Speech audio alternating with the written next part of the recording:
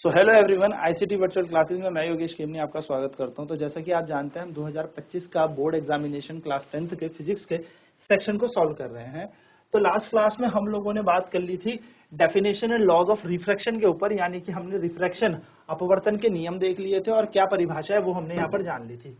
Next अब question यहाँ पर कह रहा है हमारे पास क्वेश्चन नंबर 21, जिसको हम कह रहे हैं, ये कह रहा है विद्युत धारा की परिभाषा लिखिए, right the definition of electric current. अब ये 1 नंबर का क्वेश्चन है तो हम इस पे सिर्फ लिमिटेड डाटा ही देंगे। तो क्वेश्चन नंबर 21 हमारे पास कह रहा है डेफिनेशन ऑफ इलेक्ट्रिक करंट। तो इलेक्ट्रिक करंट क्या होता है?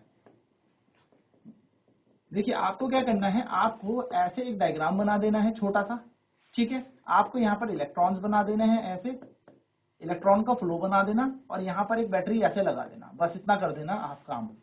और ऐसे करंट बना देना, इलेक्ट्रॉन ऐसे भाग रहे हैं, एक सेकंड, ये जो इलेक्ट्रॉन है, ये इलेक्ट्रॉन जो है इन सब की गति इधर कर देना प्लस की तरफ माइनस, और करंट की डायरेक्शन इधर कर देना। बस आप यहां पे लिखेंगे rate of flow of charge is called electric current. Rate of flow of charge यानी कि आवेश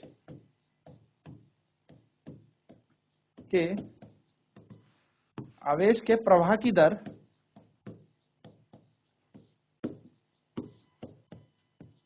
आवेश के प्रवाह की दर वैद्युत धारा कहलाती है। हम सिंपल यहां पे लिख देंगे कि electric current is equals to charge upon में टाइम, यानी कि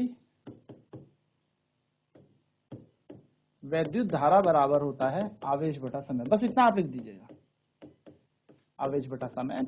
फॉर्मूला हो जाएगा I is equals to Q by T, और इसकी यूनिट होगी, यूनिट ऑफ इलेक्ट्रिक करंट होगी हमारे पास एम्पियर,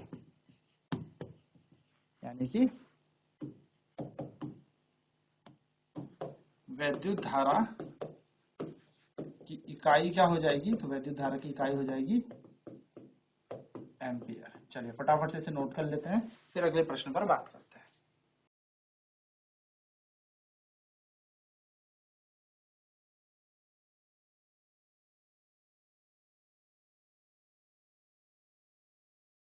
तो electric current is equal to charge upon time, वैद्युत धारा बराबर आवेश बटा समय, तो I is equal to Q by T. तो यूनिट ऑफ इलेक्ट्रिक करंट क्या हो जाएगी, एम्पियर। एम्पियर इसकी धारा होती है, बस इकाई होती है। इतना आपको लिखना है एंड आपका आंसर पूरा 1 नंबर का आ गया। नेक्स्ट क्वेश्चन कह रहा है एक चालक में 0.48 एम्पियर की विद्युत धारा 15 सेकंड तक प्रवाहित की जाती है। चालक से होकर इसे सामान्य अंतराल में गुजरने वाले मुक्त इलेक्ट्रॉन की संख्या की गणना कीजिए। एक इलेक्ट्रॉन पर आवेश इतना है। देखिए क्या कह रहा है, क्वेश्चन बहुत ही आसान है। क्वेश्चन कह रहा है कि एक इलेक्ट्रिक करंट जो है 4.48 एम्पियर का फ्लो कर रहा है 15 सेकंड तक। Calculate the number of free electron passes through the conductor in this time interval. तो हमें यहाँ पर क्या दिया, देखो यहाँ पर हमें करंट दे रखा है ना। इस क्वेश्चन में हमें करंट यानी कि धारा दे रखी है। 21 में, क्वेश्चन नंबर 21 में ही हमें करंट यहाँ पर दे रखा है, यानी कि हमें धारा यहाँ पर दे रखी है करंट 0.48 एम्पियर, ठीक है। टाइम हमें यहाँ क्या दे रखा है, समय हमें यहाँ पर दे रखा है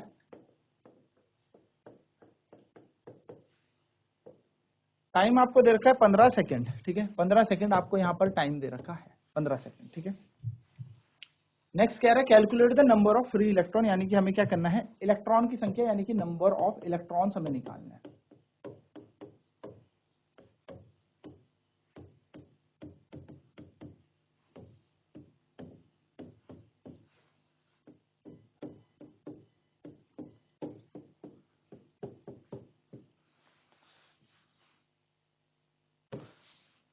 नंबर ऑफ इलेक्ट्रॉन यानी कि इलेक्ट्रॉन की संख्या यहाँ पर दे रखी है, ठीक है।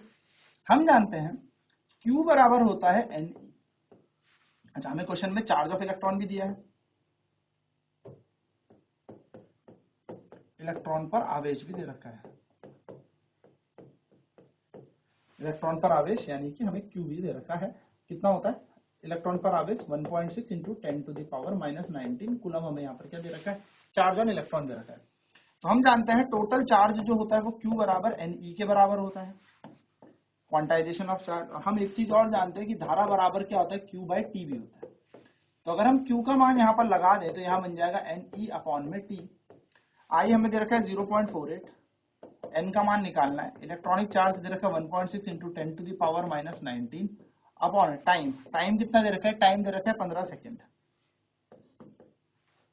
तो अगर मैं आपसे यहाँ पर N की बात करूँ तो ये होगा 0.48 इंटू 15, 0.48 इंटू 15 और नीचे आ जाएगा 1.6 इंटू 10⁻⁻19।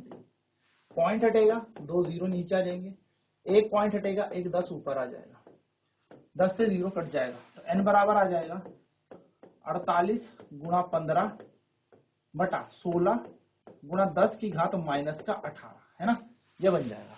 अब इसे सॉल्व करते हैं तो 16 कम 16, 16 तिया 48, तो N बराबर कितना होगा, 5 तिया 15 गुणा 10 की घात 18, इतने इलेक्ट्रॉन्स हमारे पास होंगे, यानी कि ये संख्या है इलेक्ट्रॉन की।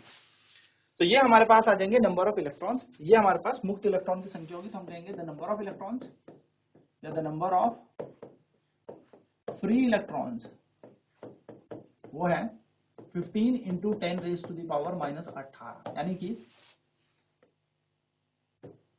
मुक्त इलेक्ट्रॉन की संख्या हमारे पास होगी 15 गुणा 10 की घात -18, ये हमारे पास होगी।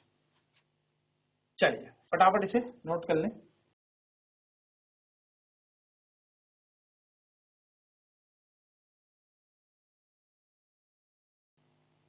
I बराबर Q बाई टी हो जाएगा, तो I इजिकल टू हो जाएगा, Q का मान है Ne अपॉन टी, तो I की जगह आ जाएगा 0.48, N की जगह N और E का मान है 1.6 इंटू 10⁻⁻19। 15 यहाँ मल्टीप्लाई हो जाएगा तो बन जाएगा 0.48, एक सेकंड, ये 15 है यहाँ पे ना, 45 होगा ये, ठीक है, 45, 15 थे 45 हो गया, 5 है, ठीक है, 15 थे या 45 बन जाएगा यहाँ पे, यानी कि यहाँ पर जो इलेक्ट्रॉन आएंगे वो आएंगे 45 इंटू 10⁻⁻18, ठीक है।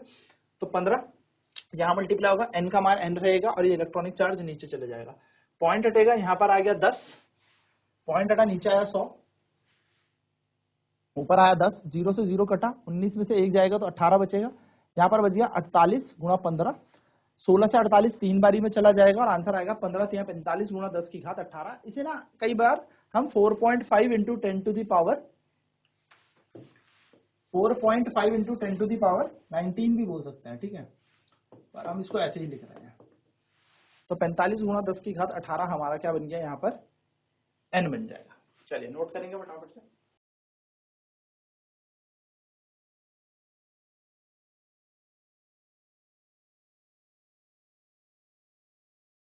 ठीक, चलिए आगे बढ़ते हैं। नेक्स्ट क्वेश्चन है, find the value of resultant resistance between point A and B of the given circuit in the following figure.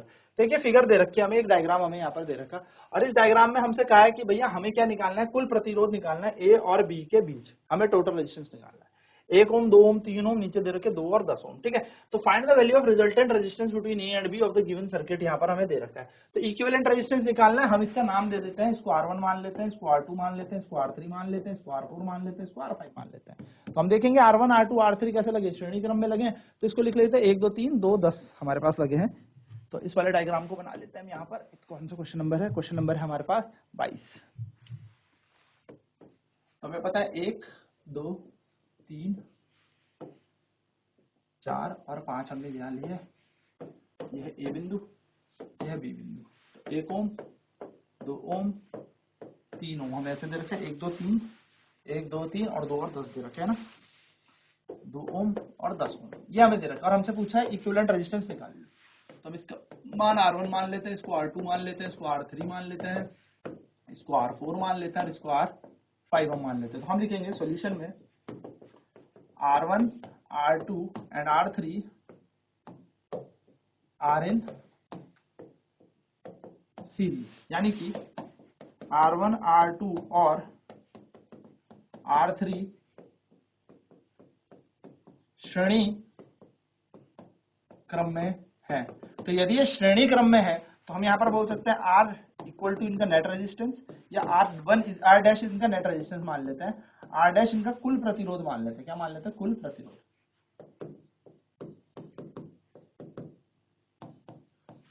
इनका कुल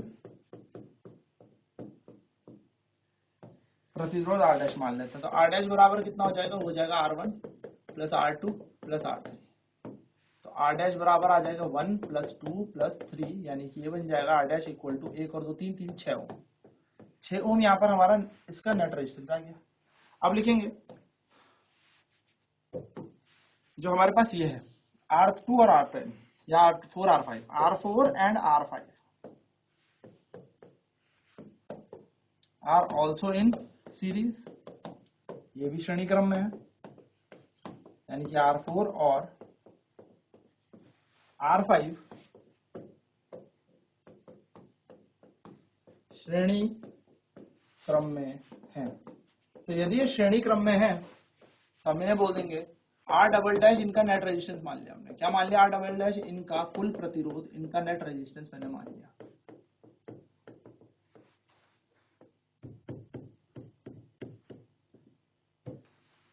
आर डबल डैश जो हो जाएगा वो बन जाएगा R4 प्लस R5, यानी कि 2 प्लस 10 बोले तो 12 ओम। अब हमारा जो डायग्राम है वो इस तरीके से बन गया। ये आ गया आर डैश,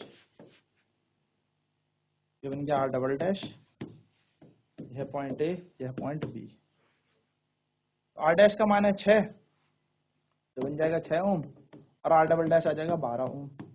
तो हम यहाँ पे कहेंगे R dash and R double dash are in parallel, यानी कि आर डैश और आर डबल डैश समांतर क्रम में है। तो अगर ये दोनों समांतर क्रम में हैं तो हम कहेंगे let R P is net resistance. इनका कुल प्रतिरोध कितना? आरपी। आरपी इनका कुल प्रतिरोध है। हम बोलेंगे 1/RP बराबर 1/R dash plus 1/R double dash. तो 1/RP is equals to 1/R dash कितना होगा? 1/6 प्लस 1/12। हमारा ये ना बिल्कुल। तो आंसर आ जाएगा 1/RP बराबर 6 और 12 का 12, 2 और 1। तो 1/RP is equals to 3/12। 3/12 solve करोगे तो 1/4। तो आरपी का मान कितना आ जाएगा? 4 ओम। आरपी का मान आ गया 4 ओम। तो हम कहेंगे hence the net resistance of the circuit is 4 ओम। परिपथ का कुल प्रतिरोध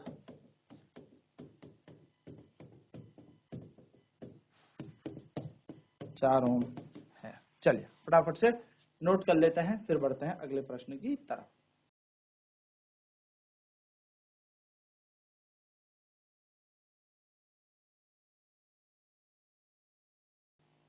are dash is equal to R1 plus R2 plus R3। तो R dash is equal to 1 plus 2 plus 3। तो 1 प्लस 2 3, 3 3 6 हो जाएंगे। तो R4 and R5 also in series. तो R4 और R5 भी श्रेणी क्रम में जुड़े हैं। तो इन दोनों से अगर हम निकालें तो आर डबल डैश, यहाँ पर नेट रेजिस्टेंस कुल प्रतिरोध आएगा। तो आर डबल डैश बराबर R4 प्लस R5 हो जाएगा। तो आर डबल डैश बराबर हो जाएगा 2 प्लस 10 यानी कि 12 ओम। ठीक है। तो ए और बी के बीच का हमारा प्रतिरोध निकाला जाएगा। R dash and R double dash are in parallel, यानी कि ये दोनों के दोनों समांतर क्रम में। तो आरपी इसका नेट रेजिस्टेंस है। इनका कुल प्रतिरोध कितना मान लिया हमने? आरपी। तो दोनों को सॉल्व करेंगे तो हमारा आंसर आ जाएगा 4 ओम। तो 4 ओम हमारा इस पूरे के पूरे परिपथ का आंसर है। नेक्स्ट हमसे क्वेश्चन पूछा है write the SI unit of electric charge. तो SI unit of electric charge होती है कूलम। कूलाम हम जिसे कहते हैं, ठीक है, कूलाम, सी से इसको डिनोट करते हैं। ठीक, चलिए नेक्स्ट क्वेश्चन कह रहा है। नेक्स्ट हमारे पास सीधे 29 क्वेश्चन है, जो 4 नंबर का क्वेश्चन हमारे पास है। तो कह रहा है 0.15 मीटर फोकस दूरी वाले उत्तल लेंस से 0.20 मीटर की दूरी पर 0.1 मीटर लंबी एक पेंसिल रखी है। लेंस से बने पेंसिल के प्रतिबिंब की स्थिति, प्रकृति, लंबाई ज्ञात करें। बहुत आसान क्वेश्चन है। पेंसिल की लेंथ दे रखी है 0.1 मीटर, कितनी दूर रखी है 0.20 मीटर में रखी है किसी कॉन्वेक्स लेंस से जिसकी फोकल लेंथ 0.15 है। तो सारा डेटा हम लिख लेते हैं फटाफट से। 29 हमें क्वेश्चन दे रखा है। हमें पहले बोला है कॉन्वेक्स लेंस है ना। कॉन्वेक्स लेंस यानी कि उत्तल लेंस हमें यहाँ पर दे रखा है, उत्तल लेंस। हमसे ये कहा गया है कि उत्तल लेंस से एक वस्तु को ऑब्जेक्ट डिस्टेंस कितना दिया है, तो ऑब्जेक्ट डिस्टेंस जिसको हम वस्तु की दूरी कहते हैं, जो भी गिवन डेटा है फटाफट लिखेंगे। वो तो वस्तु की दूरी हमें दे रखी है जिसको हम यू बोलते हैं, कितनी दूरी पर रखा है। तो देखिए यहाँ पर ध्यान से क्वेश्चन कह रहा है कि 0.20 मीटर के दूरी पर हमने रखा है। कितनी दूरी पर रखा है? 0.20 मीटर की दूरी पर हमने किसी वस्तु को रखा है। Pencil of length 0.1 metre is place 0.20 metre in front of a length. तो कितनी दूरी पर रखा है? 0.20। तो यहाँ पर लिखेंगे 0.20 मीटर की दूरी पर हमने इसको रखा है, ठीक है। नेक्स्ट हमें यहाँ पर फोकल लेंथ दे रखी है। इस लेंस की फोकस दूरी हमें दी है f। तो फोकस दूरी हमें दी है यहाँ पर लेंस की 0.15 मीटर। तो 0.15 मीटर हमें फोकस दूरी दे रखी है। हमें पता है ऑब्जेक्ट डिस्टेंस नेगेटिव होता है माइनस, कॉन्वेक्स है तो फोकल लेंथ हमारी प्लस में ही होगी। हमें यहाँ पर हाइट ऑफ ऑब्जेक्ट दे रखी है, साइज ऑफ ऑब्जेक्ट कह लीजिए, हाइट ऑफ ऑब्जेक्ट कह लीजिए, यानी कि वस्तु का आकार हमें कहा है। वस्तु का आकार हमें यहाँ पर दे रखा है जिसको हम HO बोलते हैं, ठीक है। कितना हमसे कहा है? 0.1 मीटर की पेंसिल है ना, तो 0.1 मीटर की यहाँ पर पेंसिल है। अब हमसे क्या पूछा है? हमसे पूछा है साइज ऑफ इमेज। हमसे सबसे पहले पूछा पोजीशन ऑफ इमेज, यानी कि प्रतिबिंब की दूरी हमसे पूछी है।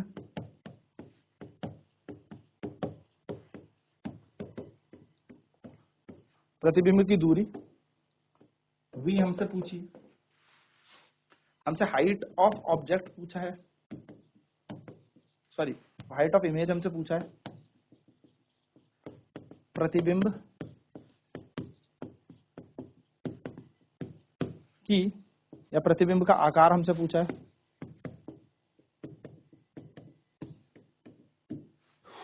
HI हमसे पूछा है और हमसे पूछा है इसका नेचर कैसा है, प्रकृति पूछी हमसे। क्या किया जाए? सॉल्यूशन करते हैं। तो हम यहां लगाएंगे applying lens formula. Lens formula करेंगे क्योंकि कॉन्वेक्स लेंस दिया है। लेंस सूत्र अनुसार, तो लेंस का सूत्र होता है 1/f equal to 1/v minus में 1/u। तो 1/f हमें कितना दिया? देखो क्वेश्चन में दे रखा है 0.15। v हमें निकालना है माइनस ऐसी ब्रैकेट माइनस 1/-, क्योंकि u हमेशा माइनस में होता है ना, 20। तो 0.20 माइनस और माइनस हो जाएगा प्लस, तो इसे सॉल्व करते हैं। तो 1/0.15 is equal to 1/v minus minus plus 1/0.20। तो माइनस इधर जाएगा तो 1/v इजिकल टू ये हो जाएगा 100/15, माइनस पॉइंट हटाएंगे तो 100/20 यहाँ पर बन जाएगा। 1/v का मान आ जाएगा। तो 1/v बराबर कितना हो जाएगा? 1/v बराबर हो जाएगा 15 और 20 का एलसीएम कितना होगा? 15 और 20 का एलसीएम हमारे पास आ जाएगा एक ऐसा नंबर जो दोनों से डिवाइड हो, 60 ले लेते हैं। तो 15 इंटू 15 4 जा 60, तो यह बन जाएगा 400 माइनस 20 के टेबल में 60 जाएगा 3 टाइम्स, तो 300 यहाँ आ जाएगा।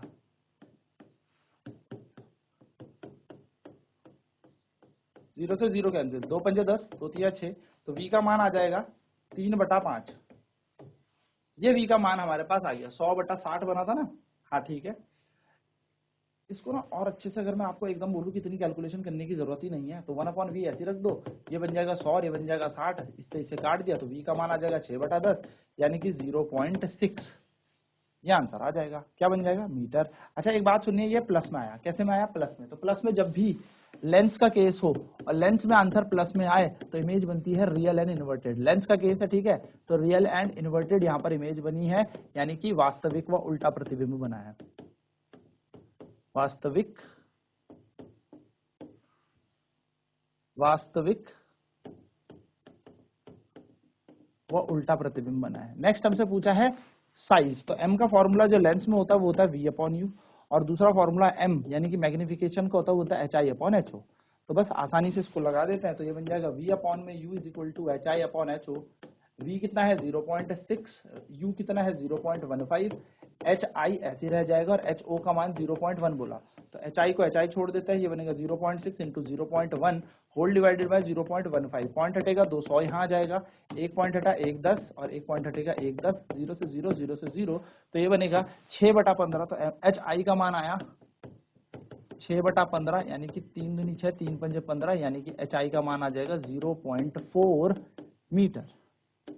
तो हाइट ऑफ इमेज भी हमारे पास आ गई। तो इस तरीके से हम इस क्वेश्चन को पूरा सॉल्व कर सकते हैं। ठीक है, नेक्स्ट क्वेश्चन 30 वाला क्या कह रहा है, देखो इसमें कोई चॉइस तो नहीं थी, तो 30 वाला क्वेश्चन हमें यहाँ पे दे रखा है, फटाफट से इसको भी कर लेते हैं, बहुत आसान क्वेश्चन हमारे पास दिख रहा है। क्वेश्चन कह रहा है 5 bulb of 40 what, 3 bulb 100 what के, 4 फैन 80 वॉट का और एक इलेक्ट्रिक हीटर है 1 किलो वॉट का। ये यूज किया गया किसी घर में। बल्ब को 5 घंटे चलाया गया, फैन को 12 घंटे चलाया गया, हीटर को 2 घंटे चलाया गया।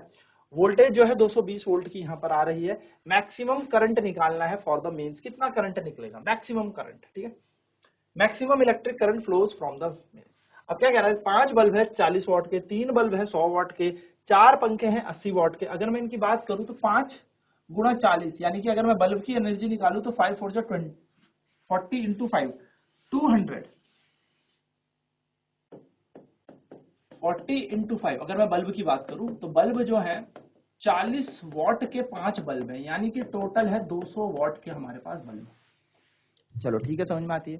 3 बल्ब है 100 वॉट के, तो 3 बल्ब 100 वॉट के है, तो पहले वाले दूसरी कंडीशन हमें 3 बल्ब दे रखे 100 वॉट के, 100 गुणा 3 यानी कि 300 वॉट के हमारे पास दूसरे वाले बल्ब है। नेक्स्ट क्या गया है, 4 फैन है 80 वॉट के, पंखे आ गए। अब तो पंखे आ गए, बल्ब 2 में आ गए, पंखे फैन आ गए। तो फैन कितने हैं, 4 फैन हैं 80 वॉट के, यानी कि 320 वॉट की हमारी क्या आ गई, पंखे की टोटल 4 फैन है 4, हाँ ठीक है। और एक इलेक्ट्रिक हीटर है, एक इलेक्ट्रिक है, एक हीटर है, हीटर है 1 किलोवाट का। तो 1 किलोवाट यानी कि 1000 वॉट मैं मान लेता हूँ, फिर भी 1 किलोवाट भी छोड़ सकता हूँ, ठीक। ये हमारे पास है, ये किसी घर में यूज हुए। बल्ब 5 घंटे चलाए जाते हैं, पंखे 12 घंटे चलाए जाते हैं, हीटर 2 घंटे हर दिन चलाया जाता है। ठीक है, बल्ब जो है बल्ब्स में ये भी आएंगे और ये भी आएंगे, तो दोनों बल्ब कितने 5-5 घंटे चलाए गए। यानी कि अगर मैं बोलूं तो इनको भी कितने घंटे चलाया गया, तो इनको भी 5 घंटे चलाया गया, इन्हें भी 5 घंटे चलाया गया। पंखे कितने घंटे चलाए जाते हैं, तो पंखे चलाए जाते हैं आपके 12 घंटे, और जो हीटर है वो 2 घंटे चलाया जाता है। तो हीटर हो गया आपका 12 घंटे और ये चलता है 2 घंटे। अगर मैं टोटल एनर्जी निकालूं, टोटल एनर्जी, पहले मैं कुल पावर निकालता है, टोटल पावर, कुल शक्ति कितनी है घर में, कुल शक्ति, तो कुल शक्ति होगी 200 300 500 500 और ये बन जाएगा 1.5 और 3 हो जाएगा 1820 वॉट भैया आपके घर में टोटल पावर है। अगर बात की जाए कि कितने घंटे चलाया गया, एनर्जी निकाली जाए, तो एनर्जी होती है पावर इनटू टाइम, तो इसकी एनर्जी आ जाएगी पहले वाली हुई 1000 वॉट आवर, दूसरे की आ जाएगी 1500 वॉट आवर,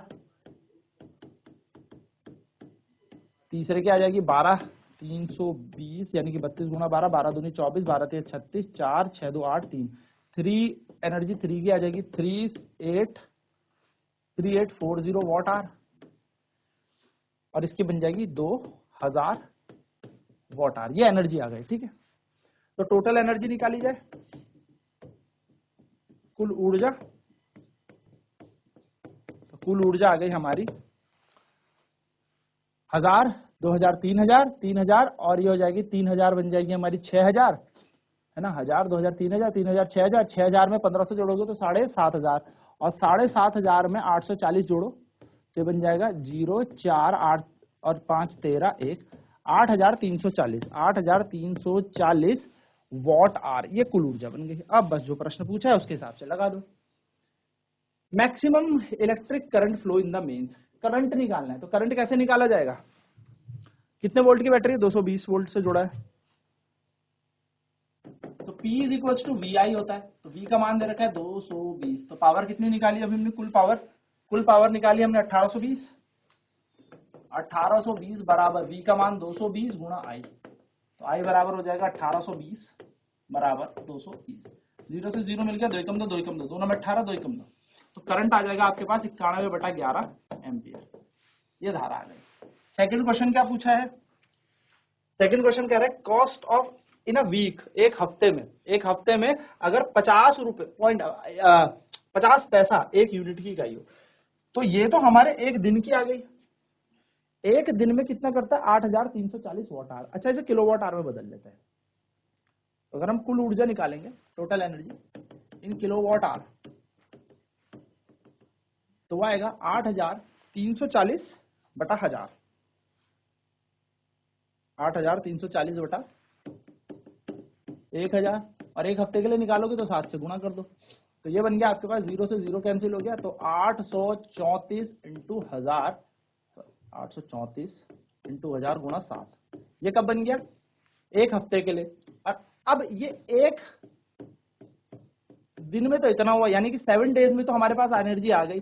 अब एक दिन कितने पैसे लग रहे हैं? 0.50 रुपए ले रहे हैं, तो इसको मल्टीप्लाई करो 834 गुणा 7 बटा 100 गुणा 0.50 यानी कि 50 पैसे से। सॉल्व कर लेंगे इसे, तो 50 यहाँ आएगा 2, 2 एकम 2, 2 चकू 8, 2 एकम 2 और 2 सत्ते 14। तो ये बना हमारे पास 417 गुणा 7 बटा 100।